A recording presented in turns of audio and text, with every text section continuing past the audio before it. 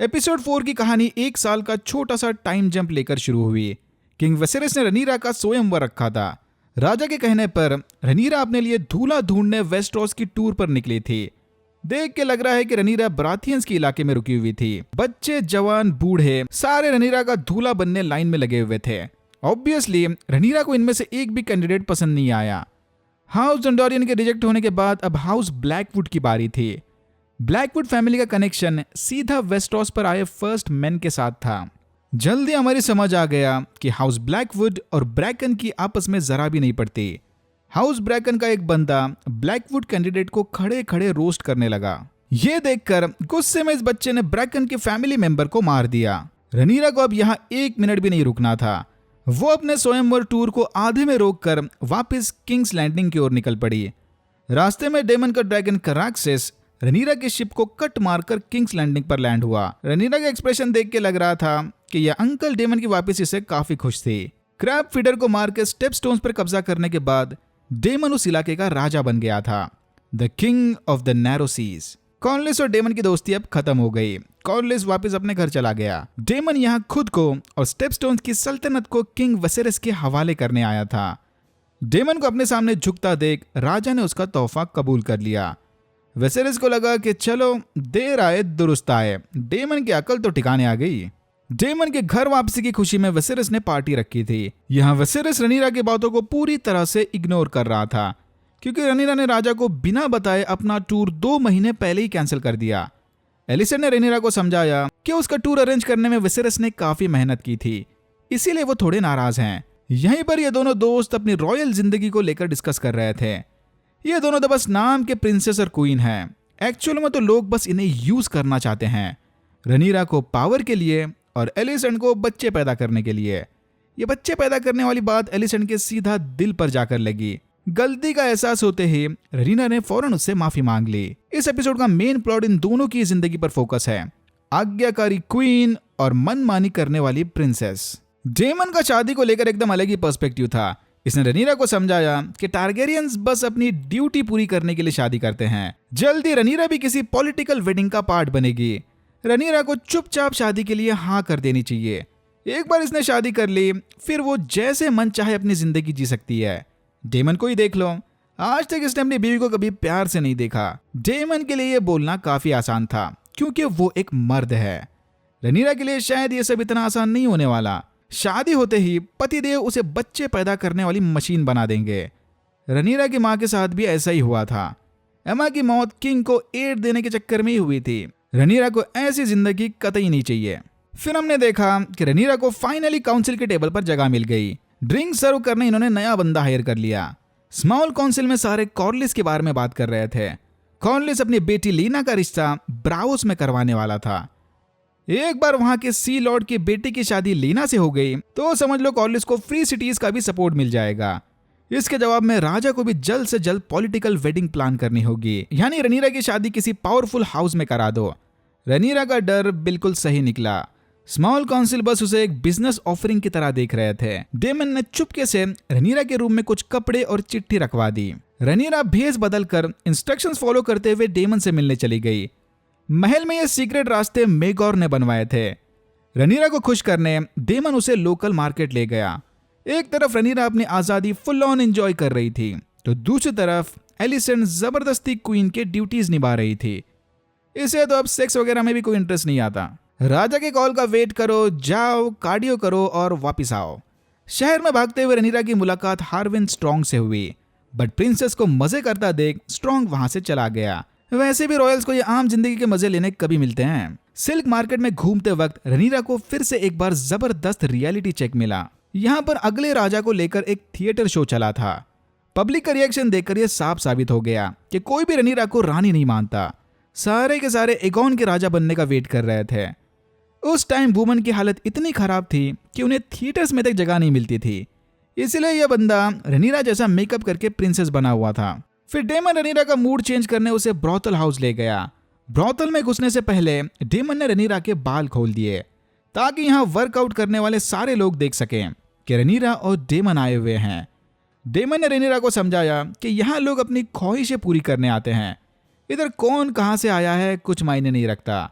सारे अपने टेंशन्स भुलाकर बस प्लेजर एंजॉय करते हैं। आसपास के माहौल को देखकर रनीरा का भी मूड बनने लगा था कि तभी डेमन ने उसे किस कर दिया। बट इससे पहले कि मामला हद से आगे बढ़ जाए, डेमन वहां से चला गया। रनीरा और डेमन को इस हालत में देखकर एक बच्चा फौरन इसकी खबर देने ऑटो के पास चला गया। रनीरा गुस्से में वापस अपने रूम चली गई।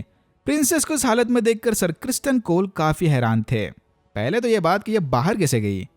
फिर अपने अधूरे मूड को पूरा करने रनीरा ने कोल को कमरे में बुलवा लिया। भाई, ये प्रिंसेस के ऑर्डर्स कैसे ठुकरा सकते हैं। सर क्रिस्टन कोल ने दिल और जान लगाकर अपनी ड्यूटी को अच्छे से पूरा किया। एक बात तो माननी पड़ेगी कि हाउस ऑफ ड्रैगन के शो क्रिएटर्स इंटीमेट सीन्स काफी अच्छे से हैंडल कर रहे हैं, एकदम ग्रेसफुली। डेमन को होश आते उसने देखा कि वो मिजारिया के रूम में पड़ा है। ब्रॉदल से निकलकर डेमन यहाँ कैसे आया कुछ क्लियर नहीं। बाय द वे, जिस बच्चे ने ऑटो को इन्फॉर्मेशन दी थी वो मिजारिया के लिए काम करता है, यानी साइड बाय साइड कोई बड़ी खिचड़ी पक रही है। तो क्या ये सब डेमन की प्लानिंग थी या फिर मिजारिया का अपना अलग ही कोई एजेंडा है? लगता है जल्दी समझ आएगा। ऑटो ने विसेरिस को खबर दे दी कि इसके इन्फॉर्मेंट ने रनीरा और डेमन को ब्रॉथल में कार्डियो करते हुए देखा है। इनडायरेक्ट बातें राजा की समझ नहीं आ रही थी, तो ऑटो ने 8 मार्क का आंसर लिखकर राजा को सब कुछ डिटेल में समझा दिया। विसेरिस को इस बात पर जरा भी यकीन नहीं था कि रनीरा ऐसा कुछ कर सकती है। उसे लगता है कि एगोन को एयर बनाने के चक्कर में ऑटो खुद से अफवाहें फैलाकर रनीरा के नाम पर कीचड़ उछाल रहा है। एलिसेंट चुपके से इनकी सारी बातें सुन रही थी। एलिसेंट फौरन रनीरा से मिलने चली गई। एलिसेंट ऑलरेडी टारगेरियंस के इंसेस्ट हरकतों के बारे में जानती थी। उसे डेमन पर ज्यादा भरोसा नहीं था, तो चांसेस है कि रनीरा और डेमन वाले रूमर्स सही होंगे। लेकिन रनीरा ने कसम खाकर एलिसेंट से वादा किया कि वो आज भी आग की तरह पवित्र है। खुद के बाल से भी ज्यादा सफेद झूठ बोलती है लड़की। डेमन को वापस आते ही किंग्सगार्ड उसे पकड़कर राजा के पास ले गए। विसेरिस ने अकेले में डेमन से कबूल करवा लिया कि रात वाले सारे रूमर्स सही हैं। डेमन ने एक भी आंसर क्लियर नहीं दिया, बट अब क्या फर्क पड़ता है। एक बार रूमर बाहर आ गया तो ये खबर आग की तरह फैलेगी। फिर तो रनीरा के लिए अच्छा रिश्ता मिलना इम्पॉसिबल हो जाएगा। डेमन ने विसेरिस को बताया कि अब उसके पास बस एक ही ऑप्शन बचा है, वो रनीरा और डेमन की शादी करवा दे। रनीरा से शादी होते ही Daemon house of the dragon की ओरिजिनल ग्लोरी वापस लेकर आएगा। ये सुनते ही विसेरिस समझ गया कि डेमन शायद सब कुछ प्लान करके आया था। उसे रनीरा से कोई फर्क नहीं पड़ता। डेमन को तो रनीरा के पावर्स चाहिए थे, डायरेक्ट आयरन थ्रोन। अगेन अभी तक ये क्लियर नहीं है कि डेमन का ये शुरू से ही प्लान था या फिर वो इधर बस आपदा को अवसर में बदल रहा है। जो भी हो, विसेरिस इसकी शादी रनीरा से कतई नहीं करवाने वाला। राजा ने डेमन को ऑर्डर्स दिए कि वो अभी का अभी वापस अपनी बीवी के पास चला जाए। एलिसेंट ने अकेले में विसेरिस को बताया कि उसे रनीरा की बातों पर भरोसा है, लेकिन विसेरिस अच्छे से जानता था कि रनीरा जितनी दिखती है उतनी मासूम नहीं है। टारगेरियन होने की वजह से उसके अंदर भी एक ड्रैगन का खून दौड़ता है। पक्का उसने भी कोई कांड किया ही होगा। रात में विसेरिस ने रनीरा को लेक्चर देने अपने चेंबर्स में बुलवा लिया। विसेरिस यहाँ रनीरा को इस पुश्तैनी डैगर की हिस्ट्री बता रहा था। यह डैगर एनार और एगोन के जमाने से इनके खानदान का हिस्सा है। उससे पहले यह कहां तक किसी को नहीं पता। बाद में एगोन ने अपनी प्रोफेसी को इस डैगर पर इनग्रेव कर दिया, जो सिर्फ डैगर को तपती आग में रखने के बाद ही दिखती है।